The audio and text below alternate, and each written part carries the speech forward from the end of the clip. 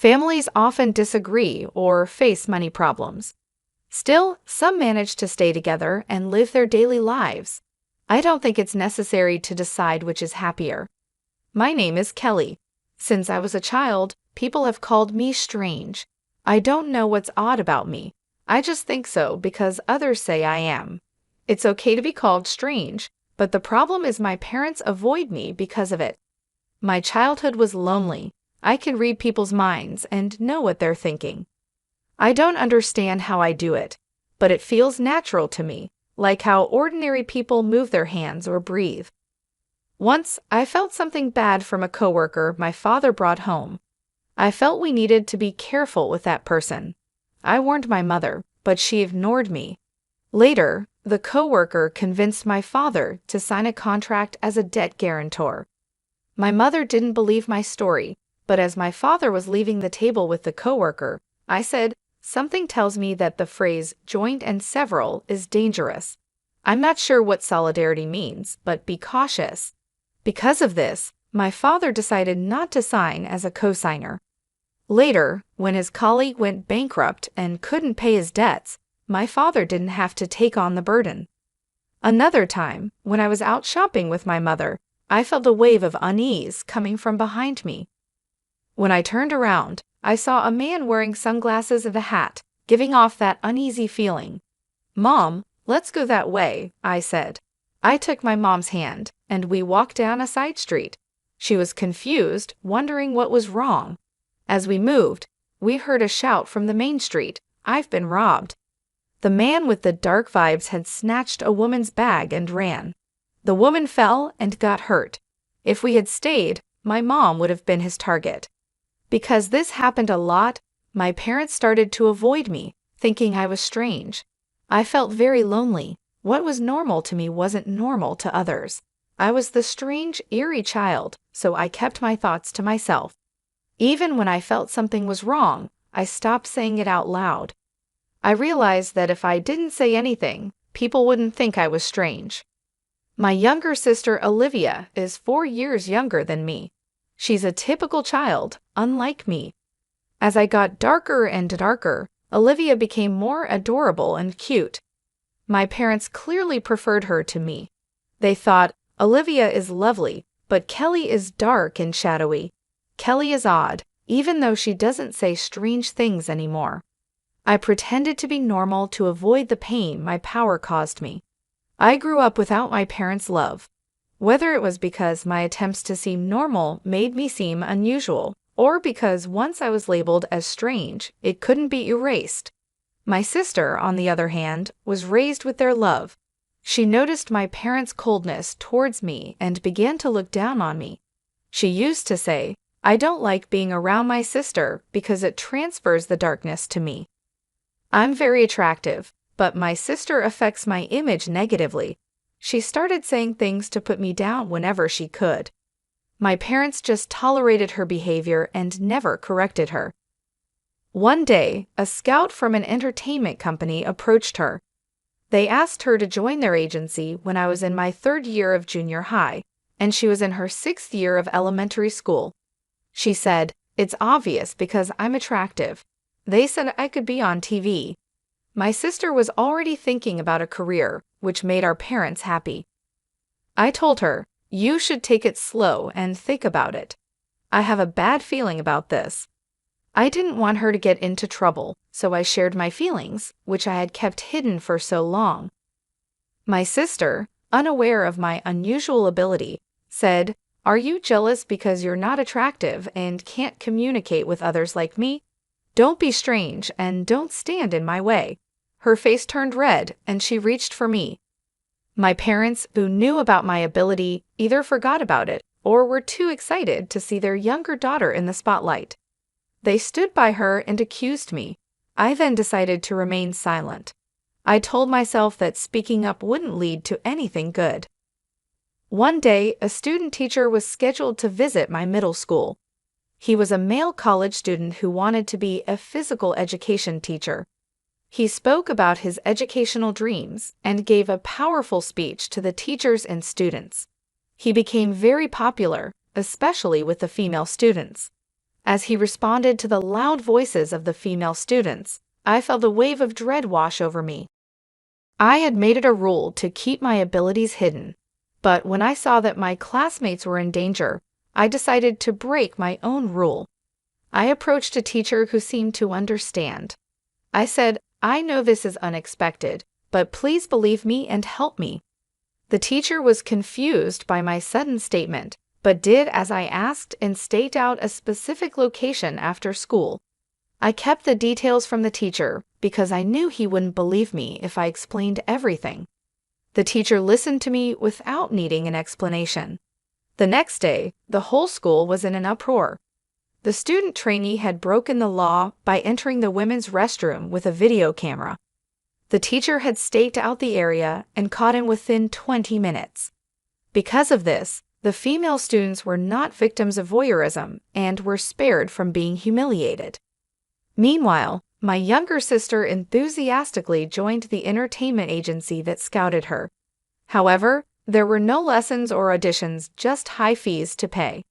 Then, the agency suddenly closed down. My sister had been scammed. She screamed and cried, blaming me. "It's all because of you. You ruined my future. It's your fault." Even though it was an absurd accusation, she believed it. This belief helped her cope, but it was a disaster for me. My parents didn't say anything ridiculous, but they did notice she was distancing herself from me and getting closer to them.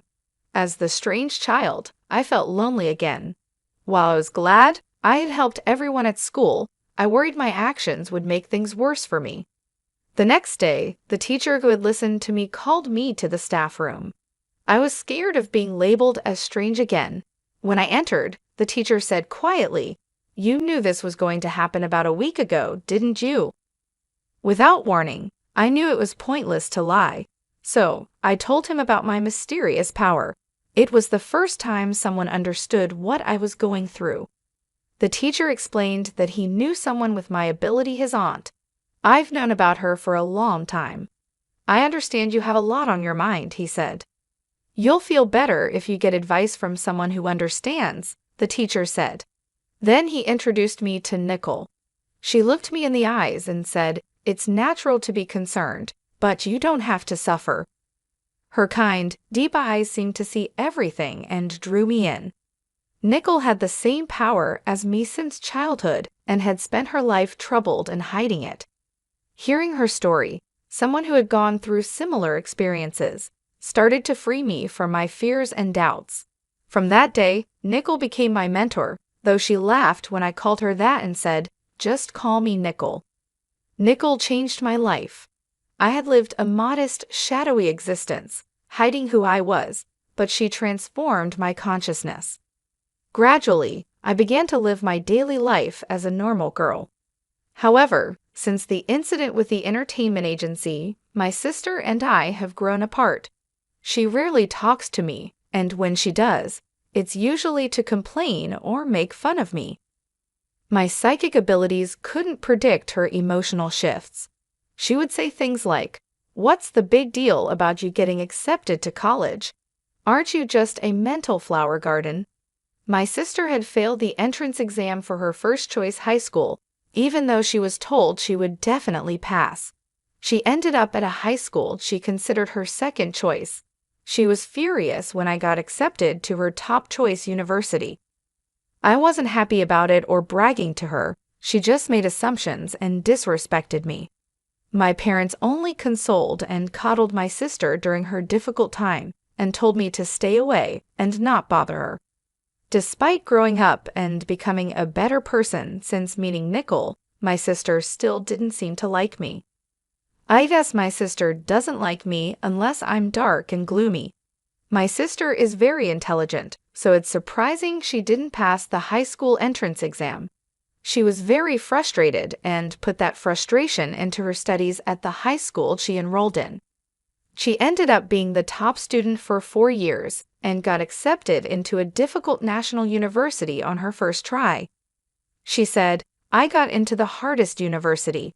Yours isn't as good as mine." I responded to her satisfied remark with a lighthearted, "Yeah, I guess so." I knew getting too involved with her would be a bad idea. My sister took my light response as an insult and lashed out at me. My parents were scared of her temper and could only watch and worry when she got like that. They blamed me, calling me a liar and a troubled daughter. I wanted to argue about which one of us was really the troubled daughter, but I kept quiet because I didn't want to make things worse. Aside from my sister, I was nearing the end of my college career and needed to decide about my life. I'm not as dark and withdrawn as I used to be, but I'm still not sociable and doubt my ability to form successful relationships. My ability to sense people's negative emotions makes it hard. I can understand positive feelings, but negative thoughts hurt me. I've been overwhelmed by negative emotions at school and almost stopped trusting people. I was worried if I could do well in a corporate job. I talked to my mentor, Nicole, about this. I was sure she had faced similar challenges and wanted to know how she overcame them. She said, "I went through the same difficulties you're facing now. Maybe you should do something like I did." She told me she had spent a long time working as a fortune teller or counselor, helping people with their problems. She said, "With your ability, you can really help others and contribute to the world. Working freelance means you don't have to be part of an organization and don't have to deal with people's emotions or relationships, which you're afraid of. It's the perfect job for people like us." I decided to pursue the same job with my mentor's encouragement. She showed me how to do the job and find customers. Thanks to the internet, I can now work from home. When I told my parents and younger sister that I would work from home instead of getting a job after graduation, they asked, "What exactly is it? What kind of job is it? What type of work is it?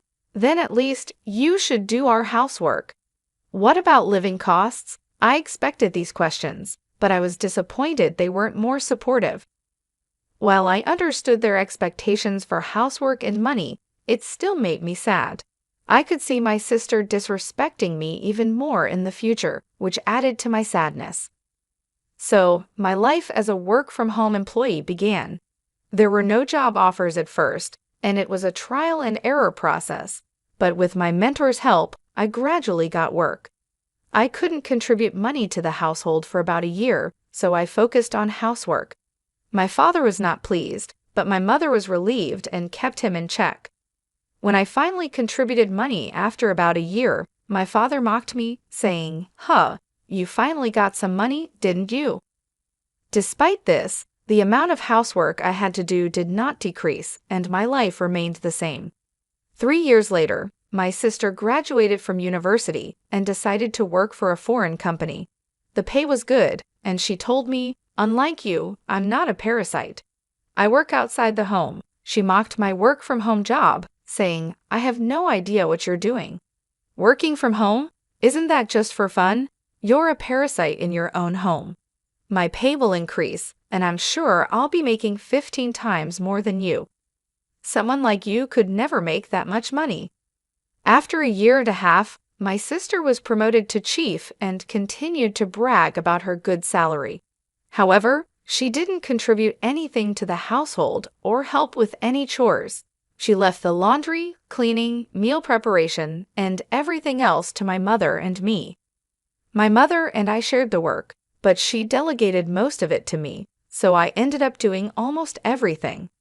"Olivia, you need to take better care of yourself," I said. "Instead of spending all your money on yourself, you should help out with the household expenses." She snapped back, "You're a waste of space. You should do all the housework. I'm saving money for my future."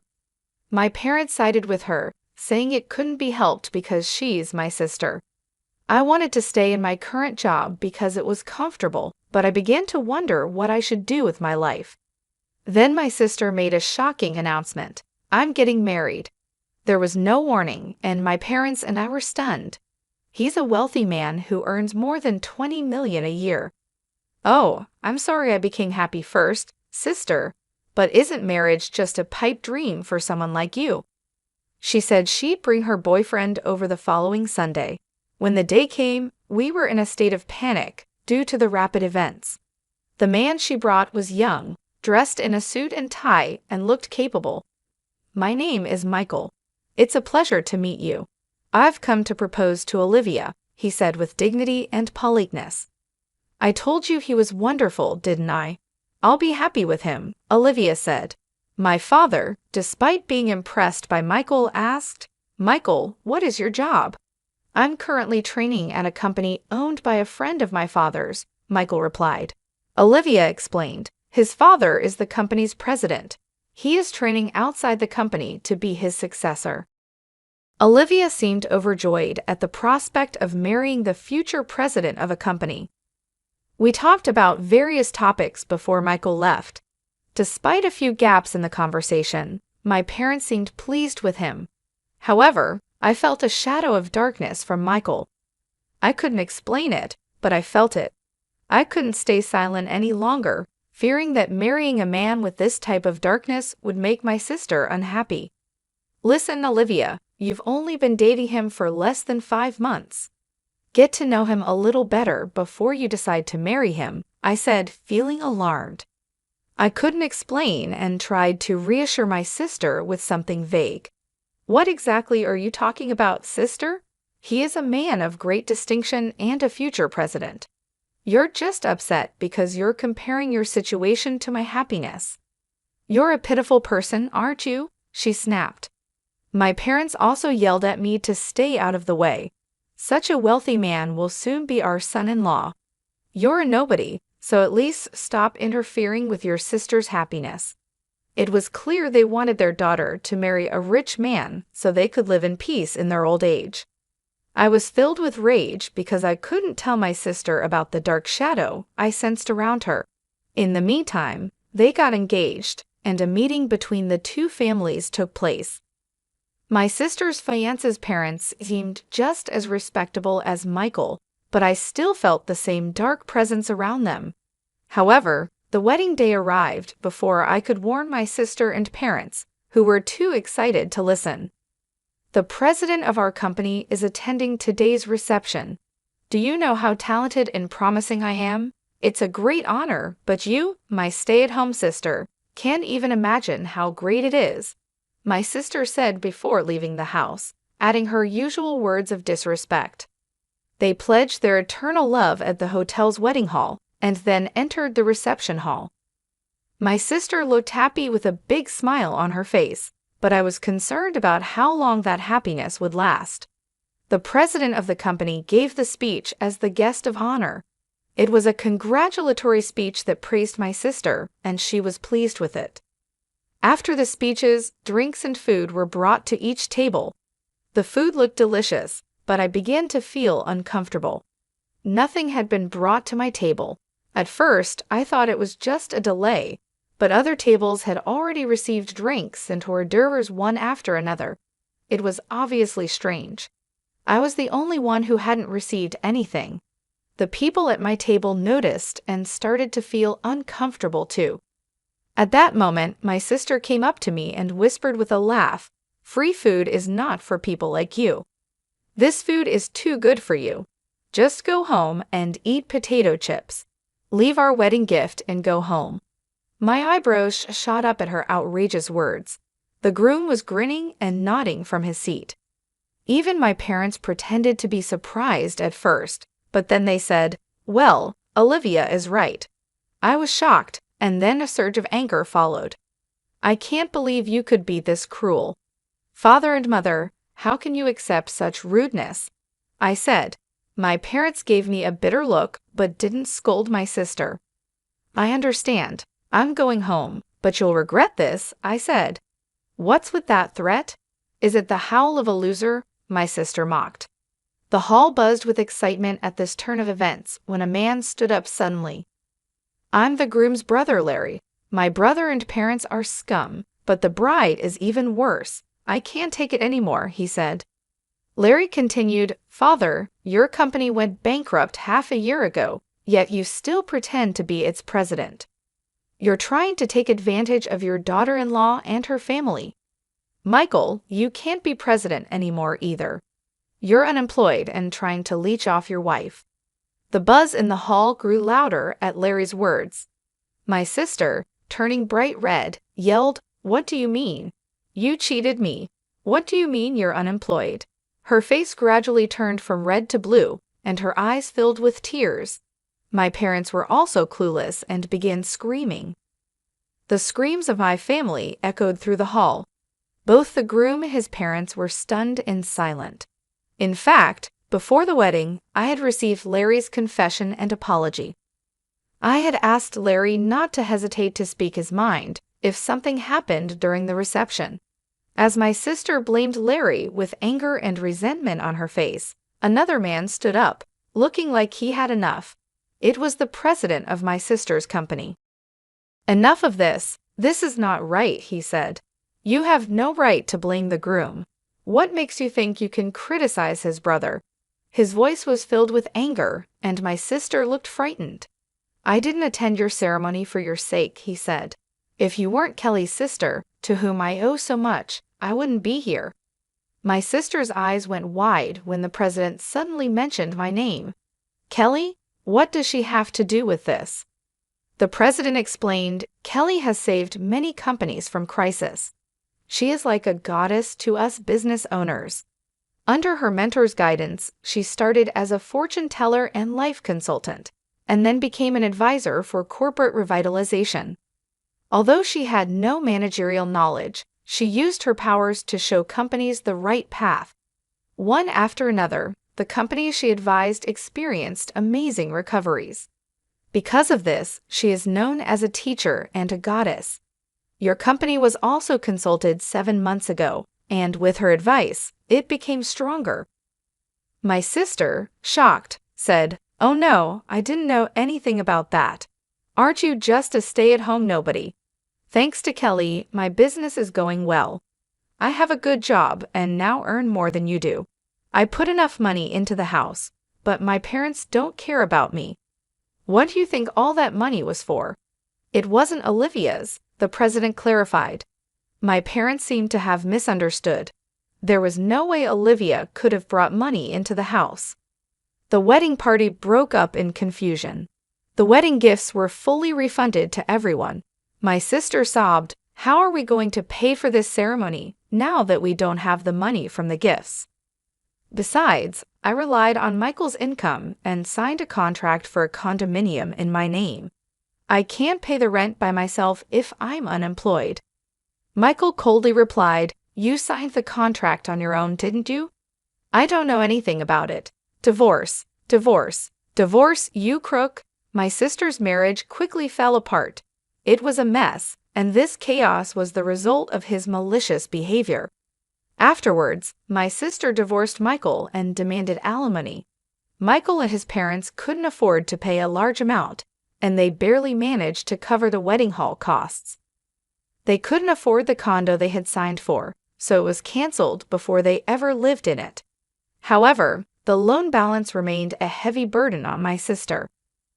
The outrageous behavior at the wedding spread quickly among the company officials who attended. My sister lost credibility, and the company president demoted her to a lower position. She lost her pride as an elite employee and wanted to quit, but she had to keep working to repay the loan. She ended up doing trivial work in a basement reference room, work that may or may not have been important. Michael and his parents failed in their attempt to leech off my sister.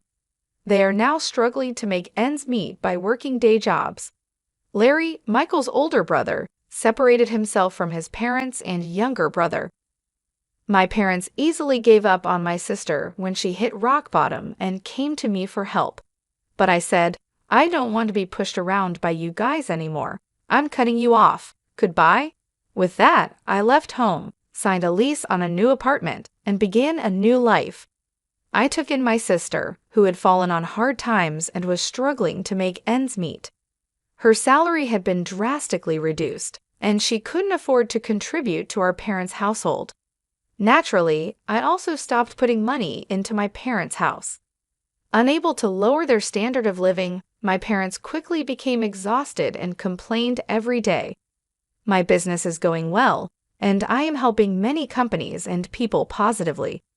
After the wedding incident, I started dating Larry, and he recently asked me to be his girlfriend. If things continue as they are, Marriage is on the horizon. I can't wait to build a happy life with Larry, who has a clear heart and no dark shadows.